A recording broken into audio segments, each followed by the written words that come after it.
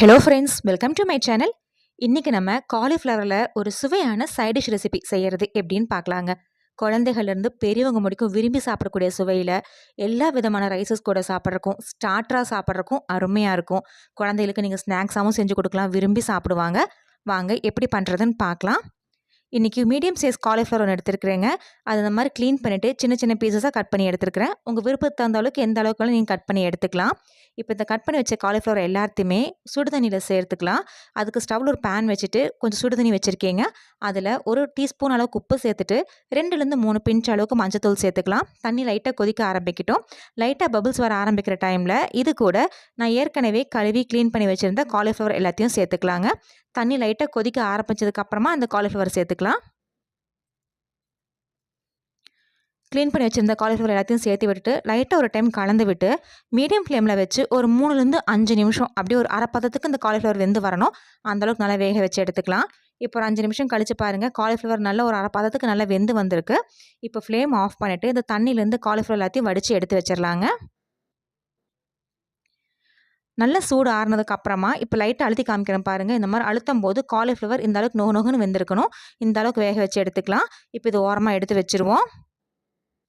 அடுத்ததான் ஸ்டவ்வில் ஒரு பேன் வச்சுருக்கீங்க. பேன் நல்லா சூடானதுக்கப்புறமா அதில் 1 ஸ்பூன்லேருந்து 2 ஸ்பூன் அளவுக்கு எண்ணெய் சேர்த்துக்கலாம். எண்ணெய் நல்லா சூடாகணும்.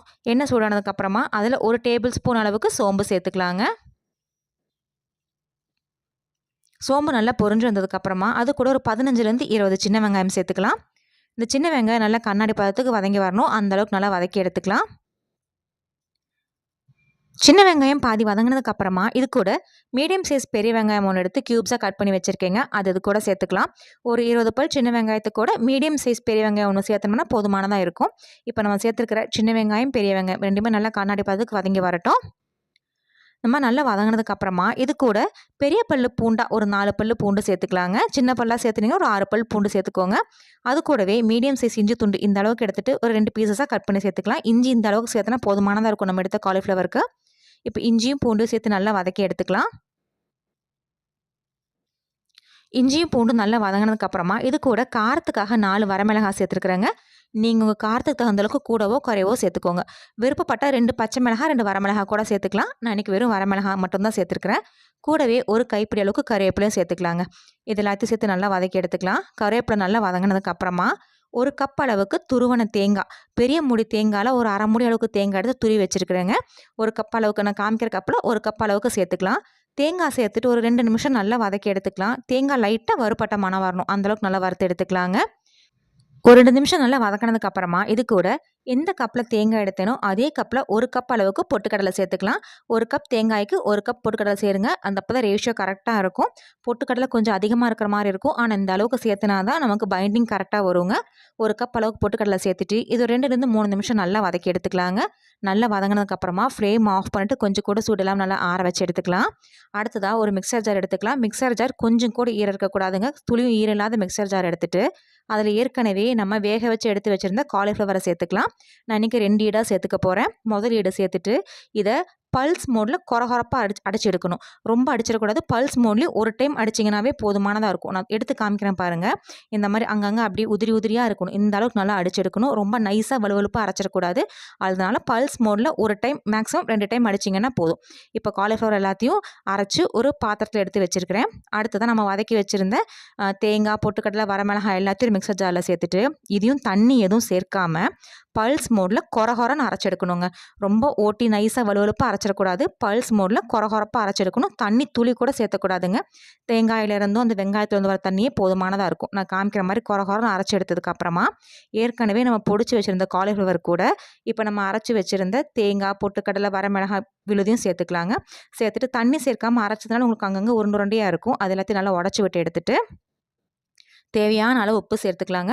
காலிஃப்ளவர் வேக வைக்கும்போது உப்பு சேர்த்துருந்தோம். இப்போ நம்ம வதக்கி வச்சுருந்த அந்த தேங்காய் பொட்டுக்கடலைக்கு இப்போ இதுக்கு தேவையான அளவு உப்பு சேர்த்துட்டு நல்லா பிசைஞ்சு எடுத்துக்கலாங்க. தண்ணி துளியும் சேர்த்துறாதீங்க. அந்த காலிஃப்ளவர்லேருந்து வர தண்ணியே போதுமானதாக இருக்கும். நல்லா கைவிடாமல் ஒரு 2 நிமிஷம் நல்லா பிசைஞ்சு எடுத்துக்கலாம். இப்போ பாருங்கள், நம்ம சேர்த்துன காலிஃப்ளவரும் அரைச்சி விழுது நல்லா கலந்துருச்சு. இந்த அளவுக்கு நல்லா கலந்ததுக்கப்புறமா உப்பெல்லாம் செக் பண்ணிவிட்டு உங்கள் விருப்பத்தை தகுந்த அளவுக்கு உருண்டைகளாக பிடிச்சு எடுத்துக்கலாம். இப்போ எல்லா மாவும் இது மாதிரி உருண்டையாக பிடிச்சு எடுத்துக்கலாங்க. அடுத்ததாக ஸ்டவ்வில் ஒரு பேன் வச்சுட்டு கொஞ்சம் எண்ணெய் சேர்த்துருக்குறேன். எண்ணெய் கொஞ்சம் நல்லா சூடானதுக்கப்புறமா மீடியம் ஃப்ளேமில் வச்சுட்டு ஒவ்வொரு உருண்டைகளாக சேர்த்து பொரிச்சு எடுத்துக்கலாங்க. எண்ணெய் ரொம்ப கொதிக்க கொதிக்க சூடானதுக்கப்புறமா சேர்க்காங்க. மிதமான சூடாக இருக்கும் போதே சேர்த்துருங்க. அப்போ தான் மேலேயும் நமக்கு உள்ளேயும் நல்லா வெந்து வரும், மேலேயும் மொறு மொறுன்னு இருக்கும். இல்லை மேலே சீக்கிரம் கருகிடும், உள்ளே வேகாமல் இருக்கும்.